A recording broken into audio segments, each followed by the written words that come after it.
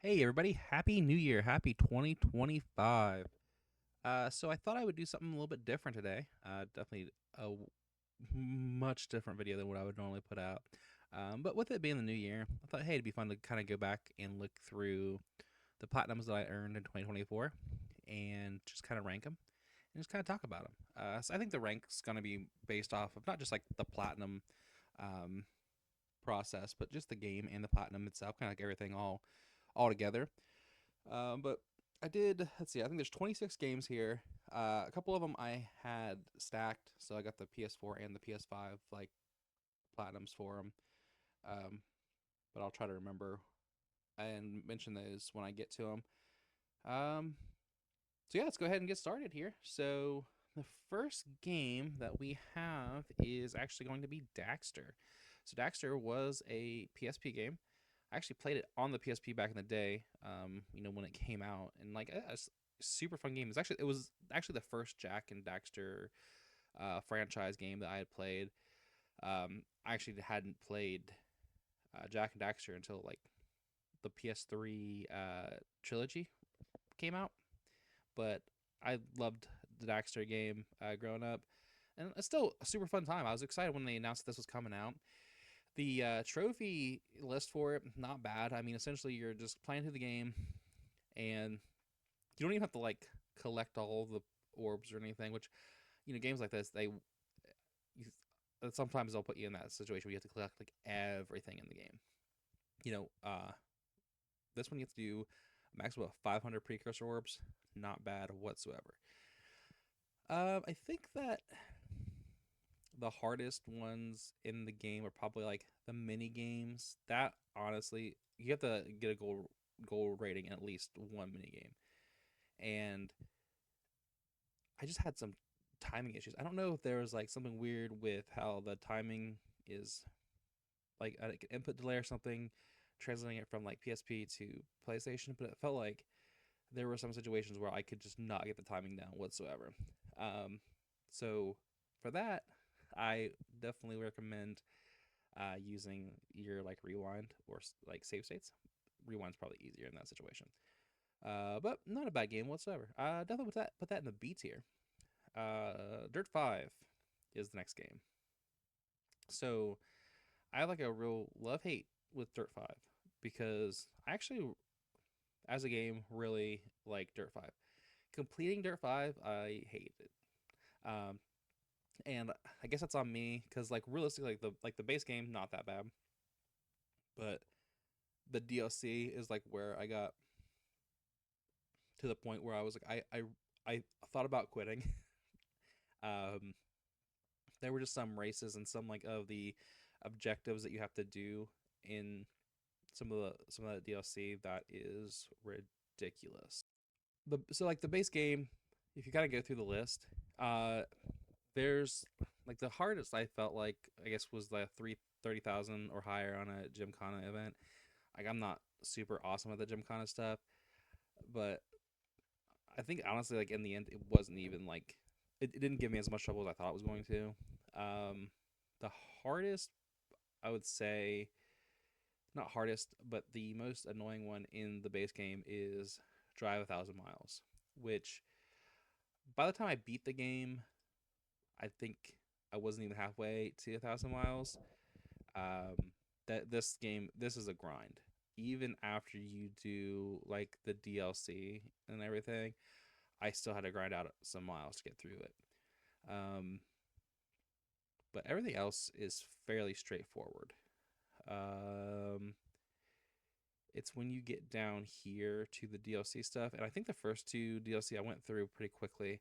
It was somewhere, I'll be 100% honest. I cannot remember exactly where I got caught on, but it was somewhere in these two DLCs where I got caught. I believe it was like because you have to get the stamps, or sometimes they're called medals. Sometimes they're called stamps. They're basically like side objectives to do in the races. I think that's where I got caught up in a couple of the races over here where I really just wanted to be done and like move on. I Some of the later races in these also were just really difficult to like win. Um, I would recommend. I feel like I can recommend doing the base game. Don't know if I can recommend doing the DLC. With that in mind, though, then we're going to put in the B tier. The next one up is Hello Neighbor 2, which I honestly had absolutely no interest in the Hello Neighbor series. They put it up on PS Plus as one of the monthly games. I'd seen that it was like a pretty easy platinum if you followed a guide. I mean, I just consider it like one of those like weird kids games that they're in like kids are into these days for some reason. like kind of in that same category as like Five Nights at Freddy's and stuff like that. I don't understand necessarily the appeal of the games, but I think that the audience skews a lot younger than I. But I mean, it's just like a little stealth game.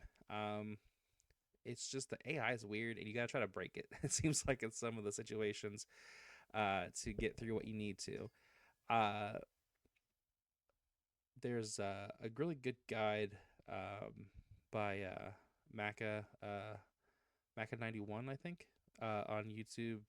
I mean, he's probably one of the bigger like Xbox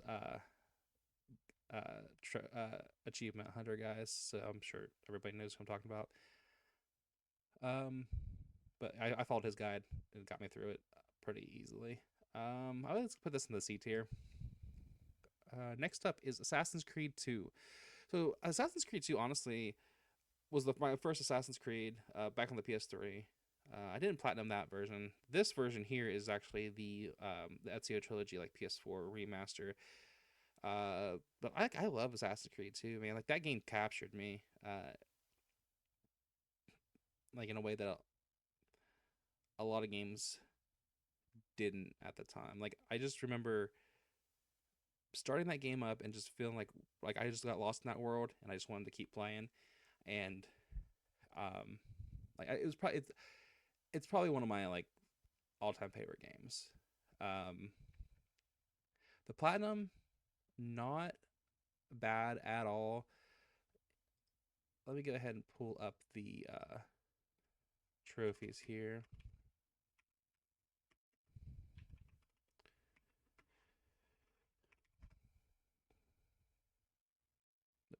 That's three. Um, I mean, a lot of it's just story related, which is to be expected. I think the only thing that really,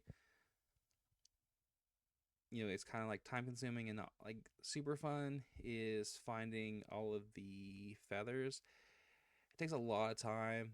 If you find one of those, like I use one of those interactive maps, you can like click off the stuff that you find. That helped out a lot. Um, but nothing else really like stands out as having been too crazy in that game. I mean, it's just an overall solid game. Like Ezio's a great character. He's probably like the de facto like assassin. Like it's one of those things where it sucks. Like you kind of miss having him in the series. But I'm gonna go ahead and I'm gonna put Assassin's Creed 2. Ooh, based off of my opinion of the game itself, I want to put it like in S tier. Um, let's do S tier for now. Mafia Definitive Edition is next. So I'd never played the original Mafia, like for the PS2, um, which is weird because like I was really into like Grand Theft Auto and stuff at the time. I guess it's kind of a different like it's not really Grand Theft Auto. I think there's like a preconceived like notion that it's a open world action mafia like mob game like Grand Theft Auto. It really like I was surprised by how unopen world it felt a lot of times. like you're like the free roam mode is actually a completely different like section of the game. I don't know if that's like what it's like on the PS2, but at least on the definitive edition it is. Like you're in there, you're doing your missions, you're following the storyline, and then if you want to go and find all the collectibles and do all the other stuff in free roam, like that's a separate mode that you go into. Um, honestly, I get a little bit of open world fatigue, and like There's so many games that are open world. Honestly, it was kind of refreshing to just like get in and follow through the storyline and just get to the end of the game. Um, and let's pull up the trophy list for that. So, Mafia.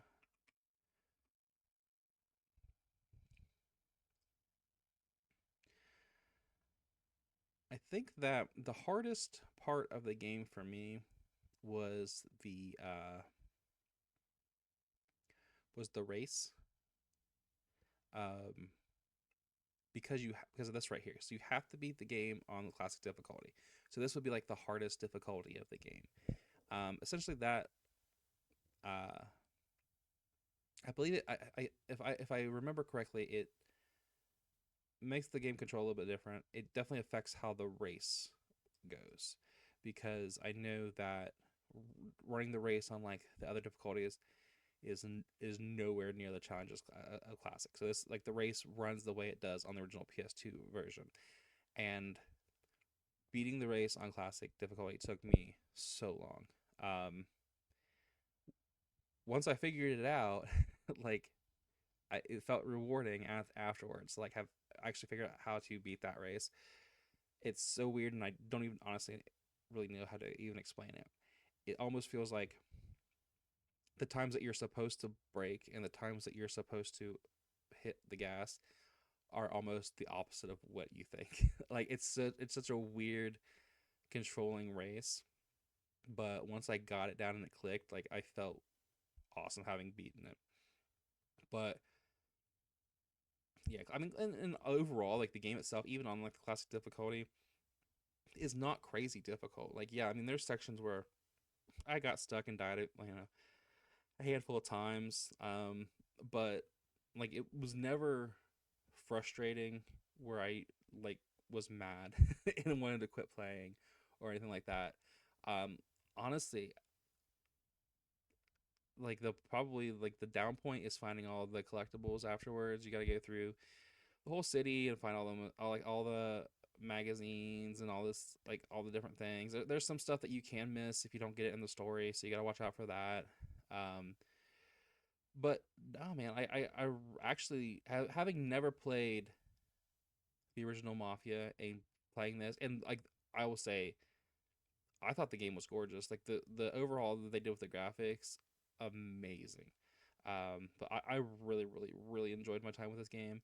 I'm actually actually been thinking about doing it again on Xbox since it's on Game Pass.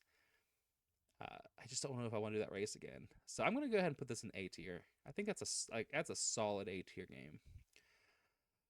So next up is Mass Effect. So Mass Effect is another one of those games for me, like Assassin's Creed 2, where I was captured by these games.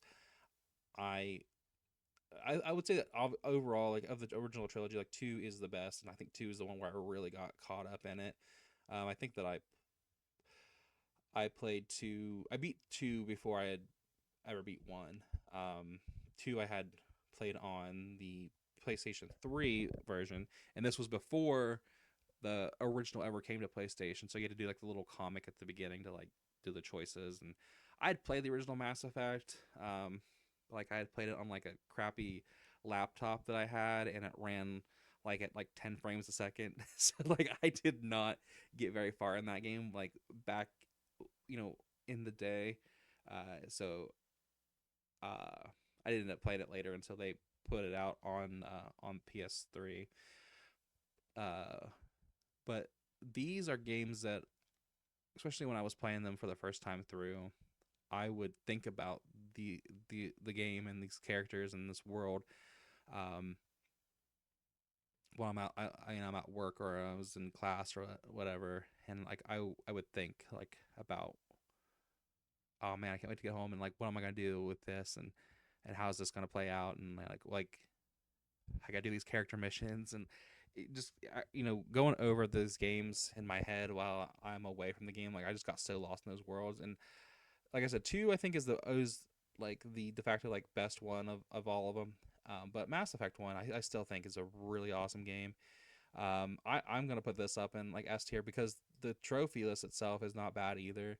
Um, you're it basically makes you complete the whole game. You're basically doing. I did all the missions. I can tell you that when I did my playthrough, I made sure to do all of the missions for it. Let me go ahead and pull it up in True Trophies here.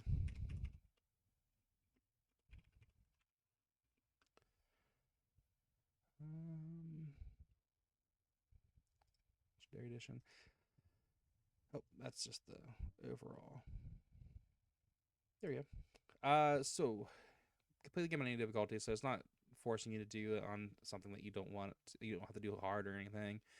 Honestly, the only annoying part, I guess, would be the series of achievements where it's you do 25 of each of these different abilities. It's not that hard. It's just one of those things where it kind of makes you play with certain characters more than others. So you might have another character who's like your favorite that you want to bring along, but oh man, you got to bring somebody who has AI hacking to get to. Actually, I think that I used Tali for that one, which I'm pretty sure my go to setup in this playthrough um, was Tali and Liara, I think, which was crazy because I remember the first time I played this game, I'm fairly certain it was Garrus and either Liara or Rex, but I mean, you're going to have to use probably some characters that you don't normally want to use, specifically for these, but also specifically because each of the characters you have to take on 5 missions to get achievements for them. But yeah, I mean, it really just expects you to beat the game. I mean, when the one of the trophies is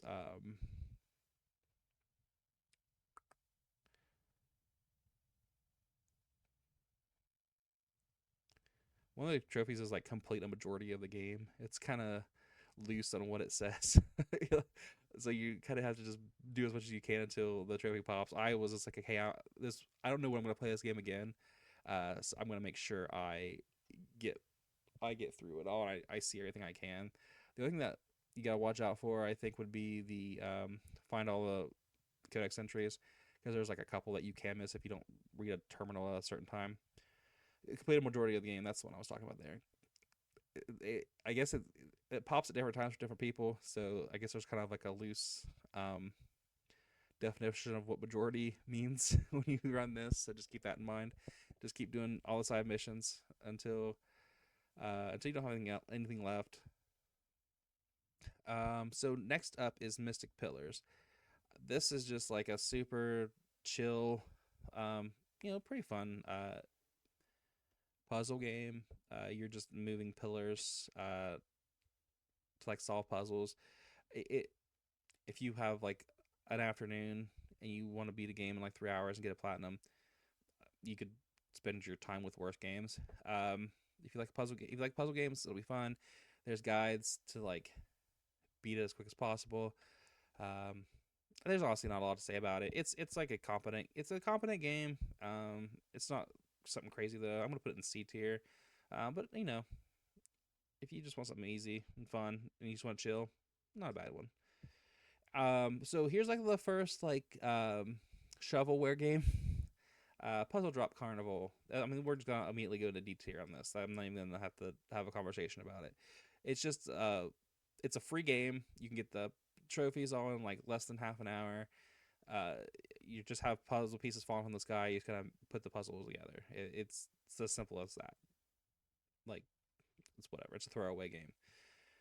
A Plague Tale Innocence is the next game. So Plague Tale, like I started this game like 2 or 3 times actually before I beat it. Not because I didn't like it. Uh, it was one of those games where I felt like I did myself a disservice by trying to beat it, like platinum it in one go. Uh, because like I really enjoy the story. I like the atmosphere. I like the mechanics. Like I honestly like, I really really really like this game. But you're kind of beholden to sitting and keeping a guide video next to you the whole time that you're playing it. Every level, you got to find all the collectibles. Like that's most of the game. Uh, trophies are collectibles. So you're just kind of sitting there watching some of the guide, finding those collectibles, moving on, watching like pausing and kind of go and like I'm not like big in playing games multiple times, at least not like back to back. Um, it's usually like I'll play a game and like a few years later maybe I'll play it again. But I it can get a little uh tiring to sit there and like pause, play the game, find the stuff you found in the video, pause the game, go watch the video. And I started on Xbox and I should go back and like finish it at some point. And but I ended up getting the platinum here on PlayStation. But I mean, it's an awesome game, and it's not a hard platinum. I just felt I and honestly like there's so many games that I play where like there's I mean I'm obviously like I make guides, so like there's so many games where I you play and you watch the guide, you find the collectibles, you move forward. I don't know what it was about this one. I think there was it made it feel more tedious than it needed to for some reason, more so than other games. Um, but I don't want to like sully how good this game is. I think that I'm going to put this in A tier overall because I think that I was just in a weird spot when I was playing this game.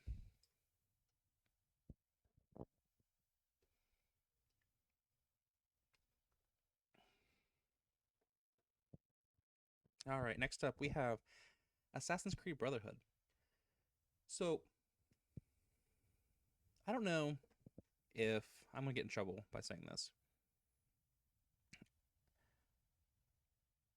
There's a part of me that likes Brotherhood more than I like Assassin's Creed 2 because I feel like they took all the stuff that they did well with Assassin's Creed 1 or with Assassin's Creed 2 and they just improved upon that stuff. Like a lot of it's the same. I mean, it's really just an expansion of like 2. Um, but there were some cool things that they added that at least when I played it through it the first time, like naturally back like on the PS3 days, I actually got into. Like I thought it was fun actually building up the the Brotherhood, recruiting the assassins, sending them out on missions. Like I got kind of into that like micromanagement like aspect of the game. Um, it didn't detract from the game for me that that I felt. So it felt like it just added to their overall game itself. Um, and I think that the trophies, honestly, let's pull up this trophy list.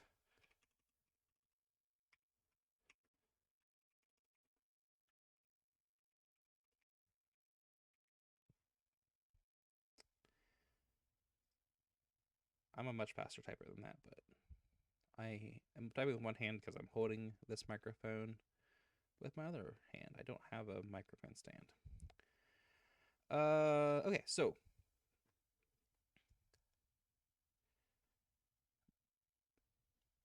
looking through the trophy list, honestly, most of it was just like beating the game. Um, I think some of the harder stuff was where is it at here? The trading up the recruit to the rank of assassin. You just have to keep up with it. It's not hard, and it really as long as you're doing it while you're playing the game. I don't wait until the end. Like, do not put off working with your assassins until the end, or you're going to be really mad because you have to wait for them to go on missions. Um, it's just imperative that you do it while you're playing through the game. Collecting the feathers still not fun. Did it anyways. I think the execution streak of 10 kills. I can't remember if that one was difficult or not. They, I mean, the combat in these games, like at least the older ones, was never like pretty or like free flowing. Um, it was a little janky, so it can be kind of a pain. Um, I believe it was, yeah. So the 100% sync, um, for the Da Vinci disappearance. So on the PS3, the Da Vinci disappearance stuff was all DLC, so you didn't have to do it for the platinum. But for the Ezio trilogy, you do have to do it for the platinum, and that is probably the most difficult part of the game. Um, there, because like to get the full stake, you gotta do like the side objectives and stuff. So like maybe like don't get seen, don't take damage, stuff like that. With the Da Vinci disappearance, the I think two stand out. There's a tank one where you have to not get hit. That one's god awful. And then there was one where you are doing I think there was one with a glider. Let me pull this up here. It's been a minute since I've played this one. Um,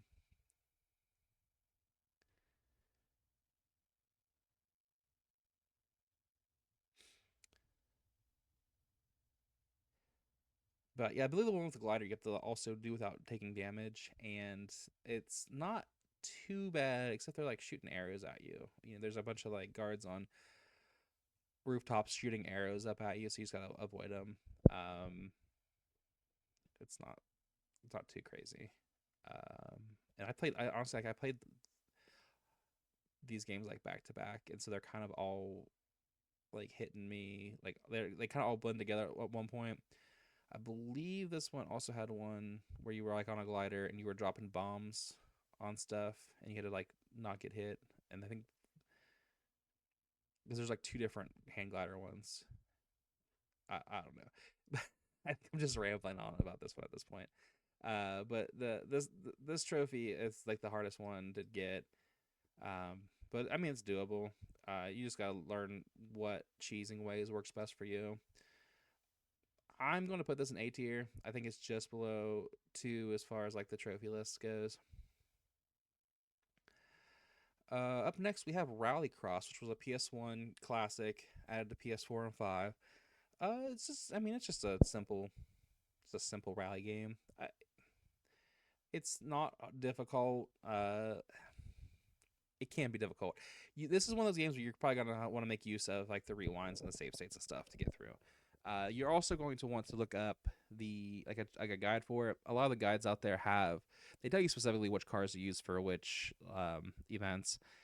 Just use those cars. There's definitely a right and a wrong answer, so just use those cars. Use your rewind. And just learn the tracks as best you can. I have a weird thing. Like I don't care about cars in real life. Like I'm not a car person in any way. Um, but I love racing games. Specifically, I love rally games. Um, and so like I had fun playing this game. I mean, it's definitely not like the Dirt series or the I guess now the WRC like games or anything like that. Obviously, in quality, it's an early game, but it's fun and but I'm gonna put it in the C. And then moving on to I believe the last racing game in our lineup here, Fast and Furious Spy Racers is garbage. This is one of the worst games I have played. I hate this game. This and that's because like this is not this isn't a shovelware game. This isn't um, Puzzle Drop Carnival. Like this is a game that's made by an actual company, sold in stores to children. Like it's not a good game at all. It is so boring. Um, I think it took like 3 hours to platinum this game, and it felt so much longer. There's just no sense of speed or urgency or fun in this game. It just drags on. You just feel like you're going so slow through these tracks, and it really drags on. And I mean, it has like the Mario Kart like kart racer um aspect of having like power up weapons, but like the problem is almost all the power ups. I guess they're like race car specific. So each character has like a specific like move that they can do, but they're all basically a variation of the squid uh, power up in Mario Kart, which is like the most annoying of all of them, other than the blue shell. So just imagine that basically all the attacks are just covering your screen in ink because they basically like it's a kids game, so like basically like shooting paint at each other. It's like all like paint guns and paint cannons and paint bombs, but like every attack that anybody does is just a variation of I'm shooting paint at you. It's gonna cover your screen. So basically, you're every 5 feet, somebody's hitting you with paint, and you're slowing down. It's covering your screen. You can't see. It's just it adds to like how slow and just like unfun it is. It's just it is not a good game at all. There was a PS4 and a PS5 stack. I couldn't bring myself to play this game twice. This is a D all the way.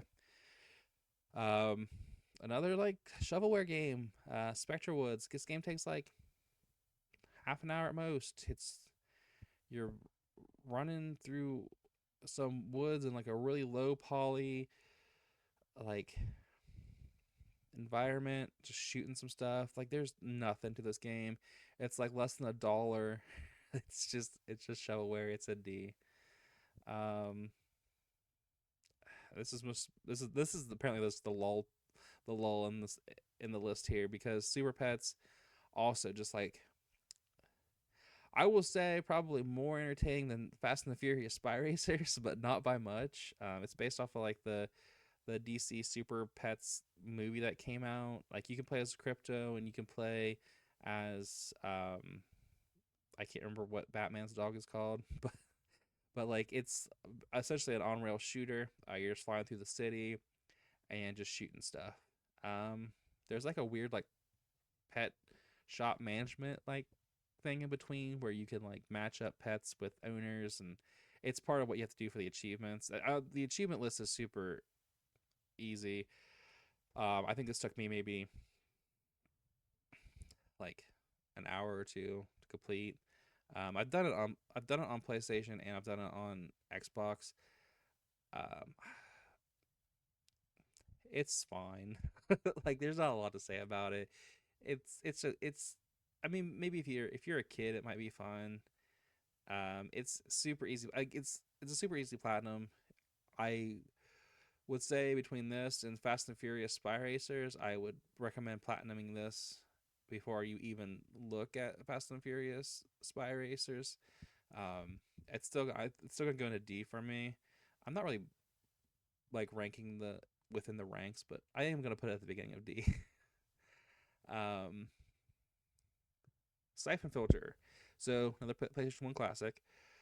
Uh, Hard game. Like this is definitely a save state game. Um, you got to get used to like the older controls for it. But I mean, it was one of those games where I was glad I like finally got around to playing it and beating it. Um, I do like games like this, and Siphon Builder is obviously it's nothing now. Like they don't do anything with that franchise now, but at one point it was definitely like this is like a part of PlayStation. Like this is one of their this is what you're getting from PlayStation. You can't get from Nintendo. Like this is it's a part of PlayStation history. Finally I'm glad I finally got to around to playing it. And I had fun with it. It's one of those things where it's not hard. Honestly, the I've looked through the lists for Siphon Filter, the whole series. They get this is probably the hardest of all of them, and that's not even like saying much. If you look up the list here,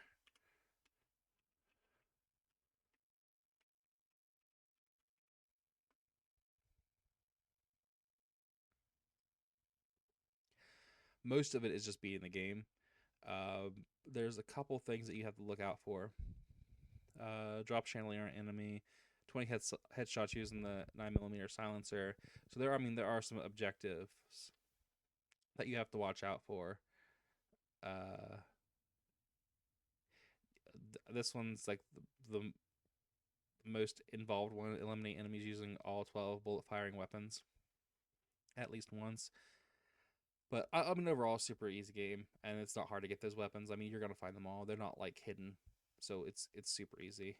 But like if you look at some of the later games, I don't know if two is where it starts, but uh, yeah, from two on, literally you just have to beat each of the missions to like platinum the games. So there's just if you want to just go through a whole series, this is the one to do it with. But still fun games. And I think I'm gonna put that. Yeah, it's gonna go in B tier. Do I want to do B? Like the trophy list is not that crazy. I think legacy wise, um, I'm putting it in B. Next up is Assassin's Creed Revelations, which so this one of the three, I think that I had enjoyed the least. Not to say I didn't enjoy it, but honestly, at this point, having played all three of them almost back to back, um, I think I got to the point where I was kind of like ready to move on to some other stuff, and like I would like to get all the Assassin's Creed games platinumed at one point, but after I did all these three, I kind of had to take a break. But Revelations is a good game, and it's a good takes place like the environment's cool. Istanbul's cool. Um, there's a side character that you meet earlier on in the game, who's like the head of the assassins in Istanbul. I can't remember his name right now, but like he's a cool character. Kind of a little arrogant, but he's a fun character overall. And there's a lot of really cool stuff in this game. The It's another situation where the DLC trophies are now required for the platinum, and that definitely brings down the enjoyment. Because I don't know if you're familiar with the Assassin's Creed 3 Revelations DLC, then you understand why. It's just these weird like puzzle first person puzzle platforming like sections. They're not particularly fun. And some of the trophies honestly are just outright like um, just they just suck. I'm just gonna pull it up here actually. So Revelations, everything going through the game, you did it two other times before if you played through the whole trilogy. All the synchronization, 100% synchronization.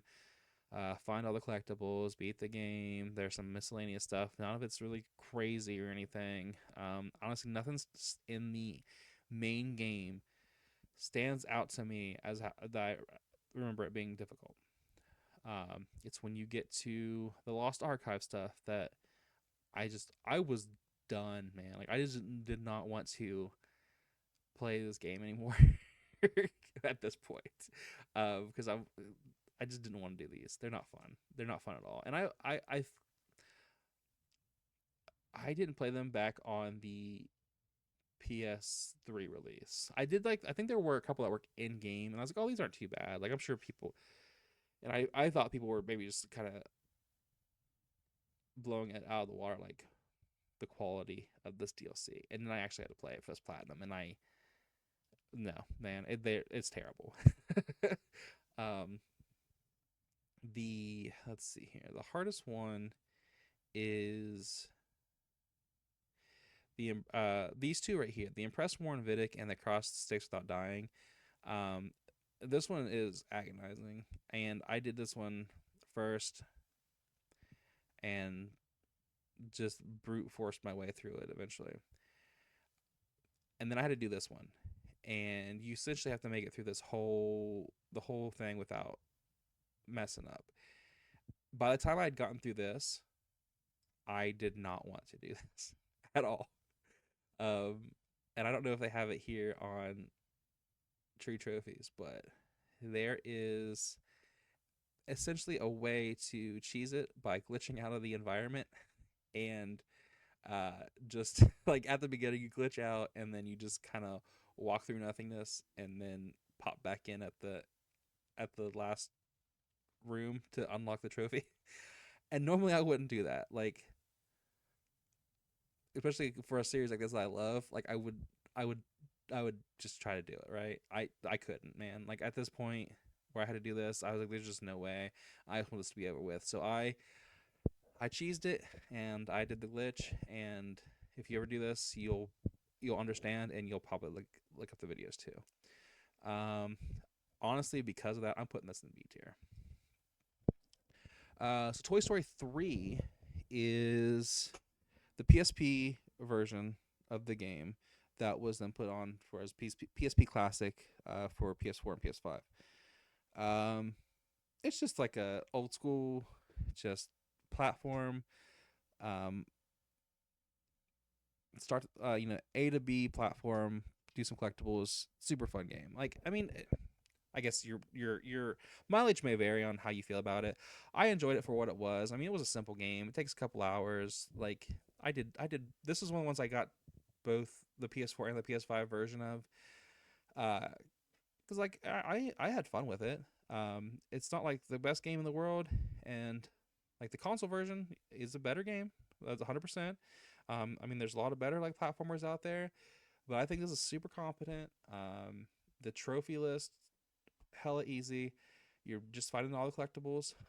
Um, I have the guides for the collectibles on my channel, level by level, so you can use those. They're not like it's not crazy intrusive. It didn't feel like a Plague's Tale, at least not for me, where like you you have to like you're just making it more monotonous by like doing it with a guide. Um, I think that's a fun, straightforward game, and if you want to use my guides, I definitely would appreciate it. Um, I think that this is going to go. I think that I had fun with it enough to play it twice, and I want to put it in B, but I don't think it's as good as like the other games in B. So I'm gonna put it in the C. So Ukulele is the next game. So Ukulele actually was the first platinum that I got in 2024, and um, this is another one of those. Honestly, a situation almost like Dirt 5, where like I love this game, but I hated completing the game. Um, so much so that I I have the game on on Xbox, and like part of me wants to do it again, but then I think about like what really was involved with doing this game in the first place, and I just can't bring myself to do it again. I mean, here's the thing: it's like I was a '90s kid. I grew up with like Banjo Kazooie is like one of my favorite N64 games. So this is just Banjo Kazooie with a different skin. A lot of all like the same developers, stuff like that. Um, it basically, in all pretty much all mechanics, it is just a Banjo Kazooie that Microsoft wouldn't, I guess, let them make. And for the most part, it's just a collectathon. It has all the kind of achievements that come with that. Find all the pages, which are like the jiggies from Banjo Kazooie, if you're not aware. Get all the moves from Trouser. Get all the tonics. Get all the health like stuff. Like all pretty like straightforward. Yeah, it's gonna take some time, but I love these collectathon platformers. Like that's I get into that. But there are a couple of trophies that just like really made me want to give up, and that was the this what's the leaderboard trophy. Get a high score. Not this one. Hold on.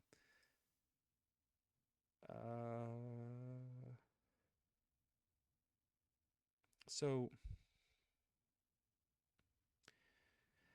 okay, so it wasn't specifically that because this one you just have to do a high score on one of the games, but I believe you have to get the high score on all of the games. to actually complete the game to get all the trophies. Because I think some of the pages are behind the leaderboards. And then the Kartos complete, because you have to complete like all of his stuff as well. They're like these minecart segments, um, but which I love the minecart stuff from Donkey Kong Country. So I'm like, oh yay, like minecart. And then like I played Kartos challenges, and I'm like, these suck because like it's just not the same, man. It's so some of them are like really like janky as hell, and some of the Rextros arcade games are just not fun at all. At least not if you're trying to high score. They can be a little bit of fun, but when you're trying to do the high score, there's a couple of them that are just like make you want to like rip your hair out. Um, Specifically with Kartos, I remember there's like a boss battle that you have to do with Kartos. That's that's the one in that like line of quests that I had the hardest time with was the boss battle. The other stuff's not so bad, honestly. It's just the boss battle. And then with the Rextro arcade, there's like one game where you're essentially running down a track. And you have to make it all the way to the end, uh, which it can be a little challenging, but you have to get a specific score while doing it. That's where it becomes like a pain in the ass because you got to collect enough quills uh, to get the right score to do it, and that became like hair pullingly frustrating to the point where I seriously like was like this.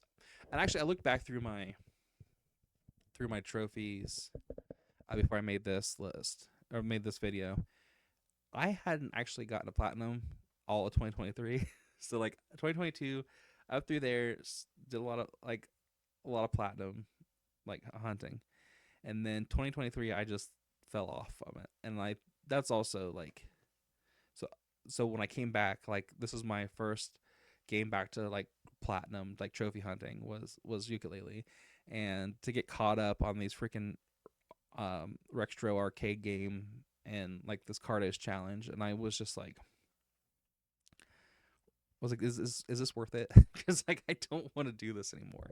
I don't want to do these. These are so. I seriously thought about just giving up on this game and not getting the platinum and just finishing it, but I did get them. I got the platinum, so you know I can at least say that it was a platinum that was well earned. Um, Overall, I like the game, and I hope I've played Impossible Lair. I don't have it for PlayStation, but I have it for Xbox and on Steam. It's just a good Donkey Kong Tropical Freeze like 2D side scroller, and that's a lot of fun. I do hope they make another like ukulele game, like the banjo like in the Banjo Kazooie style, and they're doing a remaster or something of ukulele. Depending on how that goes, and maybe they'll fix these Rextro arcade things. I might try it again if they do. But I'm going to put because I like the game, but I hated the trophy list. At least just not. I don't hate the trophy list. I hate some of the stuff to get the trophies. I'm gonna put this in B. Now we're on to Batman Telltale. I mean, there's not a lot to say about Telltale games. They're just story games. Essentially, if you make your way through the story, you're gonna get the platinum. um, and like, I mean, the story was cool. They I like the art style. They did kind of their own take on some of the characters. Like, you know, Penguin's not like Danny DeVito. Like Penguin's like this scrawny, like Cockney dude, and so they did like their own take on a lot of the characters, which I can appreciate. Um, honestly, there's really not a lot to say. You beat the game, you get the platinum. I liked it enough that like I'm not super into the Telltale games that much. Like I kind of get a little bored of them. That's why I don't really haven't completed a lot of them. But I beat this one. And I was like, I'll try out the second one at some point. I'm gonna put this in C. After Us is next. After Us is a really cool idea. It's a platforming, like it's a platformer game, where it's like an indie game. It takes place in like a post-apocalyptic world where you know the world's just been like destroyed by pollution, and negligence, from humans, and you basically play as this little like spirit, and you are trying to rescue the spirits of the animals that lived in our world, and you're trying to kind of bring some life back to the world. The trophies are not bad. It's really just finding collectibles, which I have collectible guides for all the areas. Um, and by the time I got to the end of it, I don't feel like it overstayed its welcome. I think it ended right on time. Right before, I feel like if it would have gone a little bit longer, I probably would have been like, I would be harsher on it in the fact that like, why did it not end? But I think it ended right at the right time before I got to that point. Um, yeah, I think it was a perfectly serviceable game. I mean, if you want something that you can play for, a few nights, it's relaxing, and you know you like you like you like a platformer, and I mean, like a game with like a message. I mean, I think I think it's definitely a good game, and I'm gonna put that here in the B tier as well. Jumping Flash is next, so that is another PlayStation 1 game, brought over to PlayStation 4 and 5. It's a first person uh platforming game, which, after what I talked about Assassin's Creed Revelations, you're probably gonna think I hate this game. I do not. It's actually a fun game. This this is a fun little world to be in. Everything is like really cartoony and fun, and there's a lot going on, and it's a lot different from like the DLC stuff from Revelations. So like, I had a lot of fun with this game. I never played Jumping Flash on the PlayStation 1. I actually don't even think I even knew that it existed as a kid. But I had a lot of fun with it. Um, I actually don't remember a whole lot about the trophies. Let me go ahead and pull it up real quick.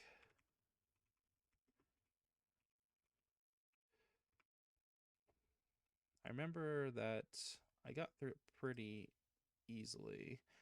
Um, get all jet pods, finding complete all bonus stages, find a bonus. Yeah, I mean, nothing on here was like crazy. There was nothing that I had to do that like destroyed me. Um, I really was it honestly was just a delightful little game to play through and experience for the first time. I'm sure if you play this game as a kid, you have like a nostalgia for it. Like it'll be fun to go back to and get the platinum for. But no, I really like this one. I think this is gonna go into B tier as well. Space Kabam is next. That is it's just like a shoot 'em up. It's honestly nothing. It, I, I, it's basically shovelware. Honestly, the, the trophy list isn't too bad. I think there's a couple trophies that are not particularly fun. I'm not even gonna pull it up. There was like a couple where you had to get like to a certain level. I think with you, to like be the boss or something like that. It's not, honestly. It's just a D. It's a D. It's a shovelware game. You can look up the stuff like the guides for it to see what you think. If you like shoot 'em ups, maybe you'll enjoy it. I don't honestly at all. I I bought all. There's three of these games. I bought all three of them, and I played this first one, and I'm like, I don't even know if I can do the other two. Um, let's see here. I want to end on a high note, so I think I'm gonna skip to these last three first. So Road Bustle Online, another D. That is, it was a penny when I bought it. It was on sale for a penny. You basically run in a straight line until you get enough points to get the platinum. That's 100% it. It takes 15 minutes. It's nothing. This game here. You can't see the title of it. It's Disco Cannon Airlines. All you do, you literally just have a cannon. The cow goes in the cannon. You shoot the cannon. You just have to hit a certain height when you shoot the cannon, and then you get a platinum. It's a D. It was a 5 minute platinum of that. My Little Pony, Maritime Adventure, or whatever, Maritime Bay. I can't remember. Um, this is another game that I did twice, the PS4 and the PS5 game, because you can do it in an hour and a half, so it's like 3 hours, and you got both. Uh, you got the you got both trophies. I did videos on this. I did like a long play, which just shows you from like the beginning to the end, the whole game, and then I did like a version of it where it was like, here's here's each of the trophies. It was like one video. Here's what you need to do for each of the trophies. I mean, there's like maybe like one or two missable trophies. It's not even missable. It's just you might not know that you have to do it. You can go back and do it as long as you haven't completed the game. I think you might even be able to do it then. I don't know. I didn't check. But it's mostly just story stuff, and like it's just a kids platform game.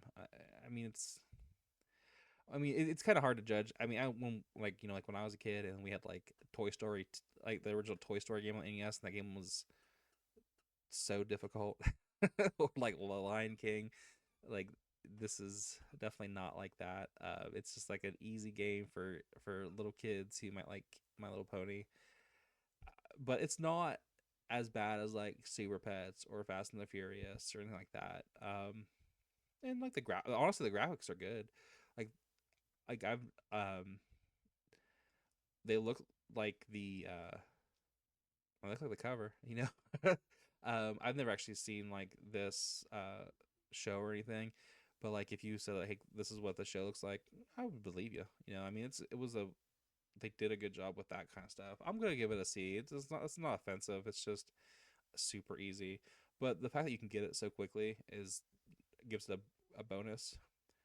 And then we're gonna end on Astrobot. So Astrobot is my game of the year for 2024. Like I loved this game from beginning to end. There was not a part of this game I did not enjoy. Uh, Maybe I should rate it in a little bit. There was 99.9% of this game that I enjoyed.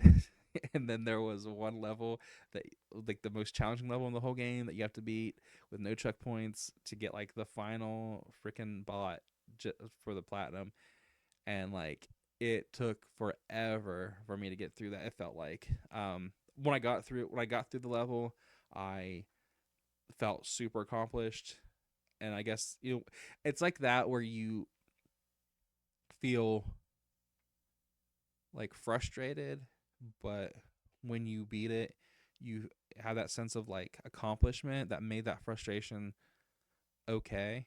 That's honestly how like that was. It's a lot frustrating where like I just brute forced my way through it and I'm done with it. It wasn't like Assassin's Creed Revelations. It was I just had to keep practicing this level over and over again, and I would get a little bit farther each time, and eventually I memorized it enough where I could get through that whole level. And I got that platinum, and like I mean, it was just such a good like walk down like PlayStation history. Uh, They like they took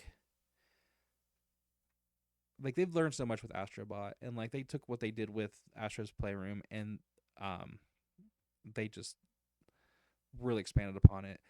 I would say that this game reminds me most of Super Mario Galaxy. Honestly, both in like kind of like the idea of like how you're going to like these different worlds, and they're all kind of their own little thing, their own little gimmick, and it's a lot like in design. It's a lot like it's a lot like Mario Galaxy, but honestly, also just in like quality um, of game design.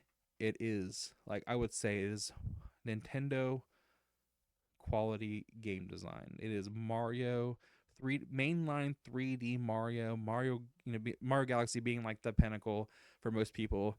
It's like it is on par with any of the Mario 3D games, and I mean Like that's coming from a I love PlayStation. I was a Nintendo kid growing up though. Like I all the way up to the Nintendo 64, I only ever owned Nintendo systems. PlayStation 1 was like the first like other console I owned. And I got that like well after I had and then 64. But like I've been a Nintendo kid my whole life, and like Mario is like that's like my top of the line. So I would compare this to like the best of the Mario. This is a easy S tier for me. Best game of 2024 that I played. Um, that's it. Like that's our final list. Um,